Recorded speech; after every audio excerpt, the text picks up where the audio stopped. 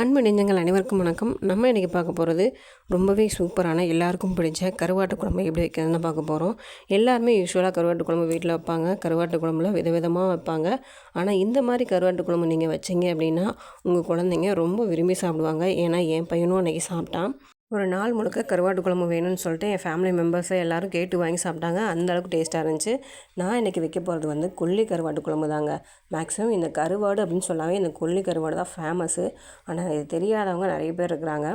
இந்த கொல்லி கருவாட்டில் பார்த்திங்கன்னா கொஞ்சம் க்ளீனிங் ஒர்க்கு அதிகமாக இருக்குங்க. இந்த கொல்லி கருவாடு பார்த்திங்கன்னா நல்லா அடுப்பில் வாட்டிட்டு அதுக்கப்புறமா செதில்லாம் நல்லா எடுக்கணுங்க.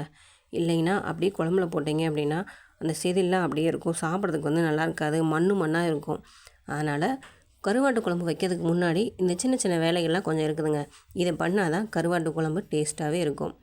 நான் இன்றைக்கி பார்த்திங்கன்னா கொல்லி கருவாடு ஒரு 3 கருவாடு வாங்கிட்டு வந்தேங்க. அந்த 3ல் ஒன்றுன்னா எடுத்து தான் அடுப்பில் போட்டு வாட்டணும். ஏன்னா 3ஐயும் ஒன்றா போட முடியாது, ரொம்ப கருகி போயிடும். அந்த மேல் தோலெல்லாம் நல்லா கருகருன்னு ஆகிற வரைக்கும் நல்லா வாட்டி எடுத்தால் தான் அந்த மேல் செதில் எல்லாம் நல்லா வந்துடும். இந்த மாதிரி செதில் பாருங்கள் எவ்வளோ செதில் இருக்குது. இதோடு நம்ம குழம்பு வைக்க முடியுமா? குழந்தைங்க சாப்பிடுவாங்களா? அதோட மண்ணும் இருக்கும் அதில். அதனால் இந்த மாதிரி நல்லா வாட்டிட்டு அதுக்கப்புறமா கத்தியில் இப்படி நம்ம உரசும் போதே பார்த்திங்கன்னா அதில் இருக்க செதில் எல்லாமே வந்துடும். நம்ம முன்னாடியே அதில் இருக்க மேலே செதிலெலாம் நம்ம எடுத்துட்டோம். இந்த ஊசியாக இருந்தது பார்த்திங்களா, அதெல்லாம் பிச்சு எடுத்தாச்சு. இப்போ செதில் மட்டும்தான், அதனால் சீவி எடுத்துட்டோம். இதே மாதிரி மீதி இருக்க 2 கருவாடையும் நம்ம அடுப்பில் வாட்டிட்டு நம்ம செதிலெலாம் எடுத்துக்கலாம். இதில் இருக்க தலை, வால் இதெல்லாம் கட் பண்ணி எடுத்துடணும்.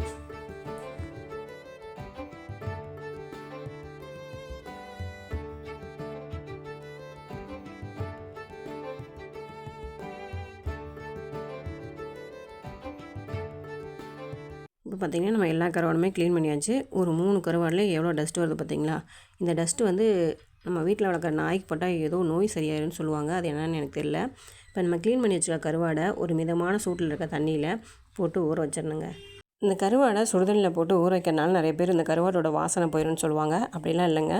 இந்த கருவாடில் தண்ணியில் போட்டு வச்சிங்க அப்படின்னா இந்த கருவாட்டில் இருக்கிற மண்ணெலாம் சின்ன சின்ன துகள்லாம் இந்த தண்ணியில் வந்துடும். அதனால தான் சுடுதண்ணியில் போட்டு ஊற வைக்கிறது. இப்போது நம்ம கருவாட்டு குழம்பு வைக்கிறதுக்கு ரெடி பண்ணிடலாம். 1 ஸ்பூன் எண்ணெய் விட்டுக்கோங்க. நம்ம சின்ன வெங்காயம் பார்த்திங்கன்னா ஒரு 300 கிராம் எடுத்துருக்கோம் 3 கருவாட்டுக்கு. சின்ன வெங்காயம் எடுத்திங்கன்னா இந்த குழம்பு எந்த குழம்பு நீங்கள் வச்சாலும் டேஸ்ட்டாக இருக்குங்க. நம்ம உடம்புக்கு ரொம்ப நல்லது. இதில் 2 தக்காளி நான் கட் பண்ணி போட்டுக்கிறேங்க. இந்த வெங்காயம் தக்காளி நல்லா வணங்கணும். அப்போ தான் டேஸ்ட்டாக இருக்கும். இதில் நம்ம வேறு எதுவுமே சேர்க்க போகிறதில்ல. பூண்டெல்லாம் இது கூட சேர்க்காதீங்க. இந்த வெங்காயம் தக்காளி நல்லா வணங்குறதுக்கு கொஞ்சோண்டு உப்பு சேர்த்துக்கலாம். உப்பு சேர்த்து வணக்குறீங்க அப்படின்னா சீக்கிரமாகவும் வணங்கிடணும். நாங்கள் சின்ன வயசில் பார்த்திங்கன்னா எங்கள் அம்மா வெங்காயம் தக்காளிலாம் இந்த மாதிரி வணக்கும் போது நாங்கள் இந்த வெங்காயத்தை மட்டும் எடுத்து சாப்பிடுவோம். அவ்வளோ டேஸ்ட்டாக இருக்கும். இது கூட கருவேப்பிலை தலையும் போட்டு நம்ம வணக்கி எடுத்துக்கலாம். ஏன்னா கருவேப்பிலை தலை நம்ம குழம்பு தாளிக்கும் போது போடுறத விட இந்த மாதிரி வணக்கும் போது நம்ம கருவேப்பிலை தலை அதிகமாக போட்டு அரைச்சி எடுத்துக்கிட்டோம் அப்படின்னா அதில் இருக்க பெனிஃபிட்ஸ்லாம் நமக்கு அப்படியே கிடைக்கும். இந்த கருவாட்டு குழம்பு வைக்கிறதுக்கு நான் இன்றைக்கி பார்த்திங்கன்னா கத்திரிக்காய் ஒரு 4 கத்திரிக்காய், 4 உருளைக்கிழங்கு எடுத்துக்கிறேன். 2 முருங்கைக்காய் இருந்து போட்டிங்க அப்படின்னா இதை விட இன்னும் டேஸ்ட்டாக இருக்குங்க.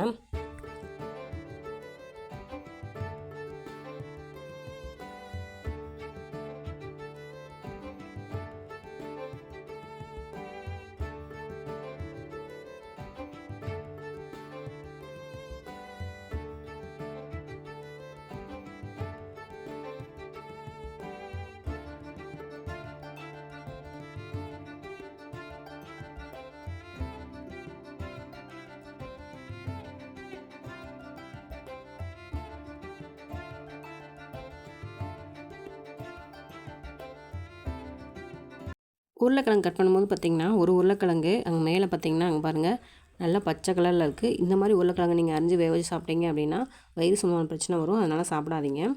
இப்போ பூண்டு ஒரு 2 பூண்டு உரலில் போட்டு அது கூட கருவேப்பிலையும் போட்டு நல்லா தட்டி எடுத்துக்கோங்க. 1-2 தட்டி எடுத்திங்க அப்படின்னா இது தாளிக்கும் போது நல்லா கமகமன்னு வாசனையாக இருக்கும். இப்போ நம்ம வதக்கி வச்சுருக்க வெங்காயம் தக்காளியும் அரைச்சிட்டு இருந்துக்கலாம். மிக்ஸி ஜாரில் பார்த்தீங்கன்னா வெங்காயம் தக்காளி எல்லாம் மாற்றியாச்சு. இப்போ நம்ம அரைச்சி எடுக்கும்போது இது கூட சில இன்க்ரீடியன்ஸ்லாம் சேர்க்க போகிறோம். ஒரு 1/4 டேபிள் ஸ்பூன் மஞ்சத்தூள் ஆட் பண்ணிக்கோங்க. வீட்டில் அரைச்சி வச்ச குழம்பு மிளகாய்த்தூள் நான் ஒரு 1.5 ஸ்பூன் ஆட் பண்ணிக்கிறேன். இது கூடயே ஒரு கைப்பிடி அளவுக்கு தேங்காய் ஆட் பண்ணிக்கோங்க. இந்த மாதிரி நீங்கள் ஆட்டும் போது இதோட குழம்பே டேஸ்ட் வித்தியாசமாக இருக்கும். உங்களுக்கு ரொம்ப டேஸ்ட்டாக இருக்கும். இந்த மாதிரி அரைச்சிங்க அப்படின்னா நல்லா ஃபைனாக அரைச்சி எடுத்துக்கோங்க. இப்போ நம்ம கருவாட்டு குழம்ப தாளிக்க ஆரம்பிச்சிடலாம். அடுப்பில் மண் சட்டியில் தான் நான் வைக்கிறேன். இந்த மண் சட்டிலையும் அடுப்புலையும் சமைக்கும் போது அவ்வளோ ஒரு டேஸ்ட்டாக இருக்குங்க. எங்களால் இப்போ நான் சிலிண்டரில் சமைக்கிறதே இல்லை, அந்தளவுக்கு டேஸ்ட்டாக இருக்குது. இப்போ 2 ஸ்பூன் நான் கடலை எண்ணெய் தான் ஆட் பண்ணியிருக்கேன். அதில் 1 ஸ்பூன் கடுகு ஆட் பண்ணிக்கோங்க. கடுகு பொரிஞ்சதும் நம்ம தட்டி வச்சுருக்க பூண்டு கருவேப்பிலை தலையை இதில் ஆட் பண்ணும்போது வாசம் வந்து நல்லா கமகமன்னு வீடே தூக்குங்க. அந்தளவுக்கு வாசனையாக இருக்கும் இந்த மாதிரி தட்டி ஆட் பண்ணும்போது. இந்த பூண்டு ஆட் பண்ணும்போது பார்த்திங்கன்னா கொஞ்சம் அடிப்பிடிக்கிற மாதிரி இருக்கும். அதனால் கரண்டியை வச்சு கிண்டிகிட்டே இருங்க. பூண்டு நல்லா வணங்கினதும் இது பார்த்திங்கன்னா 2 ஸ்பூன் கடுகு, 1 ஸ்பூன் வந்து வெந்தயம் வறுத்துட்டு ட்ரை ரோஸ்ட் பண்ணிவிட்டு நான் அரைச்சி எடுத்திருக்கேன், பவுட்ரு பண்ணி எடுத்திருக்கேன். இந்த மாதிரி நீங்கள் வீட்டில் அரைச்சி எடுத்துக்கிட்டிங்க அப்படின்னா எல்லா குழம்புக்கும் புளிக்குழம்புக்கும் நீங்கள் யூஸ் பண்ணிக்கலாம். இப்போ நம்ம கட் பண்ணி வச்சுருக்க காய் எல்லாத்தையும் வணக்கி எடுத்துக்கலாம். நீங்கள் சமைக்கும்போது இந்த மாதிரி காய் ஆட் பண்ணி சமைக்கும்போது நீங்கள் எந்த காயாக இருந்தாலும் பரவாயில்ல, ஒரு 1/4 டேபிள் ஸ்பூன் மஞ்சள்தூள், கொஞ்சம் அந்த காய்க்கு தேவையான உப்பு மட்டும் ஆட் பண்ணிவிட்டு வணக்குனீங்க அப்படின்னா அதோடய டேஸ்ட்டு வந்து வேறு லெவலில் இருக்கும். அதே மாதிரி சாப்பாடு வைக்கும்போது ஒரு கொஞ்சமாக ஒரு பிஞ்ச் அளவுக்கு உப்பு போட்டு ஆட் பண்ணிங்க அப்படின்னா இன்னுமே டேஸ்ட்டாக இருக்கும். அந்த மாதிரி தான் இந்த குழம்பு வைக்கிறப்பையும்.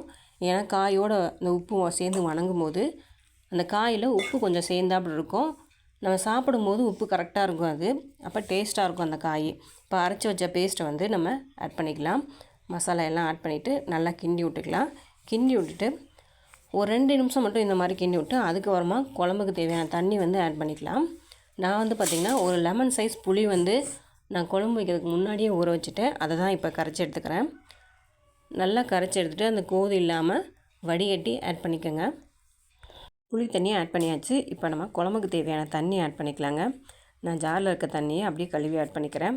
ஆட் பண்ணிவிட்டு கொதிக்கட்டுங்க. நல்லா ஒரு கொதி வரட்டுங்க. கொதிச்சதுக்கு அப்புறமா நம்ம ஊற வச்ச கருவாடை போட்டுக்கலாம். இதுக்கு முன்னாடி கருவாடை போட வேண்டாம். ஏன்னா கருவாடை வந்து எண்ணெயில் வதக்கி விட்டிங்க அப்படின்னா அது கொஞ்சம் ஹார்ட் ஆயிரும், சாப்பிடும்போது நல்லா இருக்காது. அதனால் ஒரு கொதி வந்தோடனே நம்ம ஆட் பண்ணிக்கலாம். இப்போ நல்லா கொதிக்கட்டுங்க. இங்கே பாருங்கள், இந்த கருவாட்டில் பாருங்கள் எவ்வளோ தூசி இருக்குது பாருங்கள், மண் எல்லாம் இருக்கும். இந்த மாதிரி நல்லா ஊற வைக்கும் போது கருவாடு வந்து நல்லா க்ளீனாக இருக்கும். அதனால தான் இந்த சுடுதண்ணில் போட்டு ஊற வைக்காது. ரொம்ப சூடாக இருக்க தண்ணியில் போடக்கூடாது. சும்மா மிதமான கை வெதும்ப இருக்கணும், அந்த மாதிரி எடுத்து நம்ம போட்டுக்கலாம். இப்போது ஒரு கொதி வந்துச்சு குழம்பு, அதில் வந்து நம்ம கருவாடை ஆட் பண்ணிக்கலாங்க. இந்த கருவாடு பார்த்திங்கன்னா ரொம்பவே ஃபேட் வந்து ரொம்ப கம்மியாக இருக்குதுங்க. 80 to 85% புரத சத்து தான் அதிகமாக இருக்குது. இம்யூனிட்டி பவர் அதிகமாக இருக்குங்க இந்த கருவாட்டில். அதனால் வாரத்தில் ஒரு நாளாவது குழந்தைங்களுக்கு செஞ்சு கொடுங்க. சின்ன வயசுலேருந்தே செஞ்சு கொடுத்து பழக்கினீங்கன்னா தான் பெரியவங்களானாலும் சாப்பிடுவாங்க. அவ்வளோதாங்க, சூப்பரான கருவாட்டு குழம்பு ரெடி ஆயிடுச்சு.